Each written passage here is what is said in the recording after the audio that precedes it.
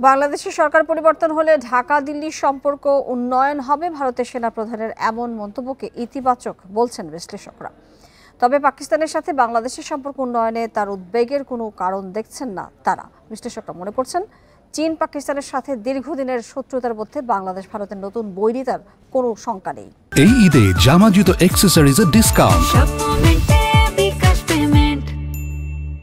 এ নিয়ে আলোচনা করতে রাজধানীর কাকরাইল থেকে আমাদের সঙ্গে যোগ দিচ্ছেন রাজশাহী বিশ্ববিদ্যালয়ের আন্তর্জাতিক সম্পর্ক বিভাগের সাবেক সভাপতি আব্দুল্লাহ আল মামুন। আব্দুল্লাহ আল মামুন, যেটি জানতে চাই আসলে ভারত কি এই বক্তব্য স্পষ্ট করে যে সরকার, রাজনৈতিক সরকার আসলে তারা বাংলাদেশের সাথে সম্পর্ক ভালো করবেন? হ্যাঁ, ইতিমধ্যেই ভারতের যে সেনাপ্রধান তিনি এই কথাটা বলেছেন এবং সেটা আবার প্রতিধ্বনিত হয়েছে। কারণ হলো যে ভারত একটা বৃহৎ গণতান্ত্রিক রাষ্ট্র, সেই থেকে তারা হয়তো মনে করে যে পার্শ্ববর্তী রাষ্ট্রগুলোতে গণতান্ত্রিক বা নির্বাচিত সরকার থাকলে তাদের কাজ করা সহজ। আপনারা জানেন যে কোনো রাষ্ট্রই তার পার্শ্ববর্তী রাষ্ট্রের সাথে মানে যৌথ স্টেট ইন্টারেস্টের উপর ভিত্তি করে কাজ না করে পারে না।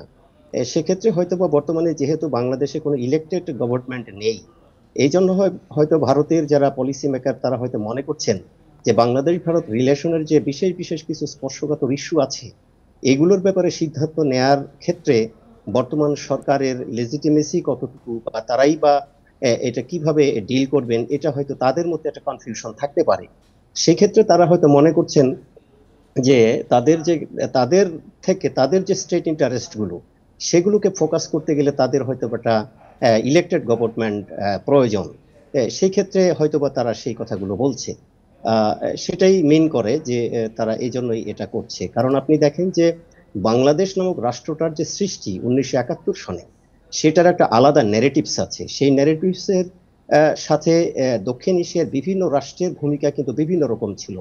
বাংলাদেশের মুক্তিযুদ্ধে পাকিস্তানের ভূমিকা, চীনের ভূমিকা, শ্রীলঙ্কার ভূমিকা, ভারতের ভূমিকা, এই সব কিছুর যে জিনিসগুলো, এগুলো কিন্তু এই 54 বছর পরেও মানে কাগজে কলমে এটা হয়তো বা সমাধান হয়ে গিয়েছে, কিন্তু যেটা হয় যে আরো যে কিছু ক্ষেত্র আছে সেসব ক্ষেত্রে কিন্তু কনফিউশন এখন পর্যন্ত দূর হয় নাই। যার জন্য দেখেন আমাদের অর্থাৎ রাজনৈতিক সরকার না আসা পর্যন্ত বাংলাদেশের সাথে ভারতের টানাপোড়েনটা থাকছে বলে আপনি মনে করছেন।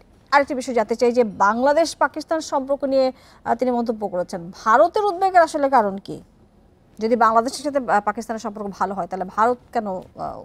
হ্যাঁ, সেটাই আমরা যেটা বলছি যে আপনারা দেখেন যে 1947 সনে যখন ভারত বিভক্ত হলো, সেই বিভক্তির পর থেকেই কিন্তু ভারত এবং পাকিস্তানের মধ্যে এক ধরনের দ্বন্দ্ব ছিল। পাকিস্তান তার নিরাপত্তার স্বার্থে ভারতের সাথে প্যারিটি অর্জন করার জন্য বাগদাদ প্যাক্টে যোগ দিল, মার্কিন বলয়ে যোগ দিল। অপরপক্ষে ভারত কিন্তু সাউথ এশিয়াতে গ্লোবাল ইনফ্লুয়েন্সকে দূর করার জন্য নেমে যোগ দিল। এই যে বিগত বছরগুলোতে এই টানাপোড়েন, যেটাকে কাশ্মীরকে নিয়ে অনেকবার যুদ্ধ হয়েছে, দ্বন্দ্ব হয়েছে, সেটা কিন্তু ভারতের সঙ্গে পাকিস্তানের একটা মানে তারা প্রতিবেশী দেশ হিসেবে তাদের ওই মানে ভারতের ওই অংশে ভারত এবং পাকিস্তানের যে কালচার, তা সেখানে সেটা সমস্যা। সেই সমস্যাটা বাংলাদেশের হওয়ার কথা নয়, কারণ বাংলাদেশ ভারতবর্ষের পূর্ব দিকে অবস্থিত। আমাদের সাথে ভারতের কালচারের যেমনটা মিল আছে, পাকিস্তানের সাথে ভারতের কিন্তু আবার কালচারাল মিল নেই। পাকিস্তানের কালচার হলো আপনার ইরান বা মিডল ইস্ট ওই দিকে, সেই ক্ষেত্রে ভারতের সাথে তার সমস্যা হতে পারে। কিন্তু এখানে একটা বড় সমস্যা হচ্ছে যে দক্ষিণ এশিয়ার আমরা যে প্রতিবেশী রাষ্ট্রগুলো, সেই প্রতিবেশী রাষ্ট্রগুলোর একটা রাষ্ট্রের কোনো প্রবলেম কিন্তু অন্যান্য রাষ্ট্রকে স্পর্শ করে। এই যে ভারত পাকিস্তান যে দ্বন্দ্ব 47 সন থেকে চলে আসছে, সেক্ষেত্রে বাংলাদেশ একটা ফ্যাক্টর, কারণ পাকিস্তান ভেঙে কিন্তু বাংলাদেশ স্বাধীন হয়েছে। এই পরিস্থিতিতে আসলে জানতে চাই যে বাংলাদেশের যে অন্তর্বর্তী সরকার, এই পরিস্থিতিতে আসলে তাদের কূটনৈতিক আসলে কৌশলটা এখন কি হওয়া উচিত?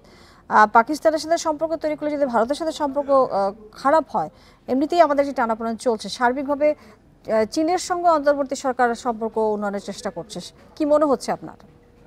এখানে যে জিনিসটা হলো, আপনারা দেখেন যে পাকিস্তানের সাথে বাংলাদেশের দীর্ঘ প্রায় 2 দশক ধরে বিভিন্ন ক্ষেত্রে আমাদের সম্পর্কের একটু মানে আমরা বলবো যে নেতিবাচক প্রবণতা ছিল, এবং বিভিন্ন ক্ষেত্রেই বাংলাদেশ সরকারের সাথে তাদের মানে সংযোগ কম ছিল। এক্ষেত্রে বাংলাদেশ সরকারের কিছু দাবি ছিল যে কিছু কিছু ইস্যু এখনো মীমাংসিত হয়নি।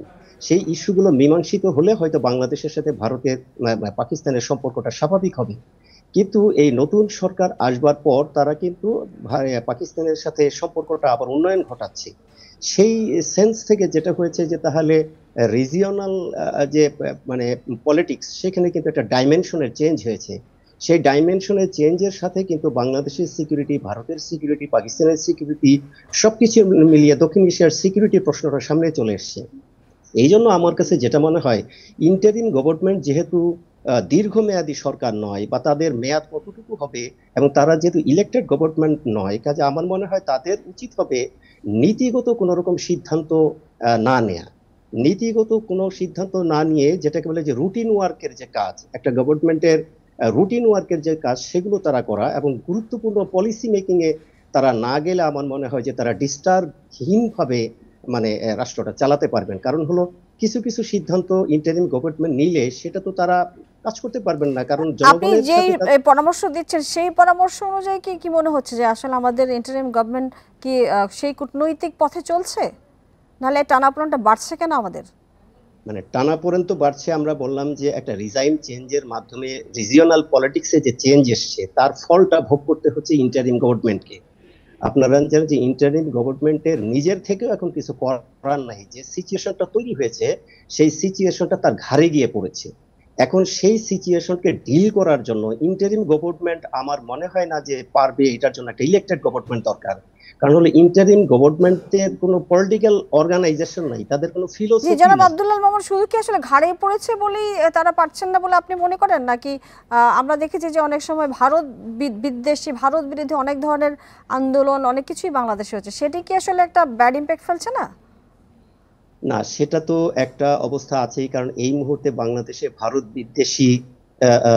বিদ্বেষী বলবো না, আহ, ভারত বিরোধী আর কি সেটা বলবো। যে ভারতের বিভিন্ন কর্মকাণ্ডের বিরুদ্ধে যে জনমত আমরা মিডিয়ার মাধ্যমে যতটুকু দেখতে পাচ্ছি, সেটা আছে। আবার ভারতেও কিন্তু বাংলাদেশের বর্তমান সিচুয়েশন নিয়ে ব্যাপক প্রচারণা চলছে। অর্থাৎ এই ক্ষেত্রে শুধু যে বাংলাদেশেই হচ্ছে ভারতের বিরুদ্ধে তা কিন্তু নয়, ভারতেও হচ্ছে বাংলাদেশের বিরুদ্ধে। কাজে এই জিনিসটা তো আমরা প্রতিবেশী রাষ্ট্র হিসেবে বাড়তে দিতে পারি না।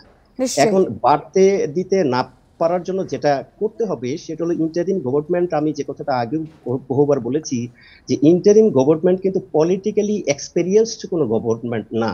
কাজে এই সিচুয়েশন গুলোকে ডিল করবার জন্য পলিটিক্যালি এক্সপেরিয়েন্সড জি যাদের জি, আব্দুল্লাহ মামুন, আছে। আমাদের হাতে সময় কম, আপনার উত্তর স্পষ্ট, আমরা আপনার উত্তর পেয়েছি। অনেক ধন্যবাদ আমাদের সাথে যুক্ত হওয়ার জন্য।